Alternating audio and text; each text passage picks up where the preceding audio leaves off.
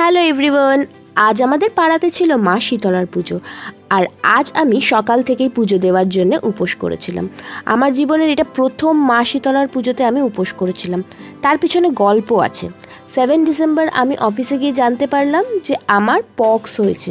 Symptoms ছিল যে pox হওয়ার 1-2 দিন আগের থেকেই আমার বারবার হালকা হালকা জ্বর আসছিল, আর তার সাথে কেমন গা গুলাচ্ছিল, মানে কিছু খেলেই বমি পাচ্ছিল। আর হ্যাঁ, অসহ্য গায়ে ব্যথাও। তো আমি তো জানতাম না, বিকজ আমার গায়ে কিছুই ওঠেনি তখনও। সো আমি অফিস চলে গেছিলাম। অফিসে গিয়ে প্রচুর গা ব্যথা হচ্ছিলো, তাই জন্য তাড়াতাড়ি বাড়ি ফিরছিলাম। ফিরতে ফিরতে দেখি গায়ে কী সব জল ফোস্কা টাইপস, পিম্পল টাইপস কিছু হচ্ছে। তো ডক্টর দেখালাম আর জানতে পারলাম যে চিকেন পক্স হয়েছে। তো প্রচুর ওষুধ খেয়েছি। ডক্টর বলে দিয়েছিল যতটা ওঠার ততটা উঠবেই, কিন্তু চুলকাবে না।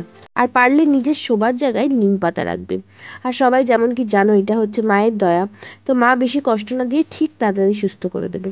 ফার্স্ট থেকে 7 ডে অবধি প্রচুর ডিফিকাল্ট ছিল, তারপর আস্তে আস্তে রিকভার করলাম। আর 14 দিনের মাথায় আবার অফিস জয়েন করলাম। তো মা শীতলার পুজোটা সেরে ওঠার পর আর দিতে পারিনি, কিন্তু মা শীতলা নিজেই চেয়েছিলেন যে আমি পুজোটা দিই, তাই জন্য পাড়াতেই মা শীতলার পুজোটা হলো। আর আমার পুজোটাও দেওয়া হয়ে গেল। জয় মা শীতলার জয়।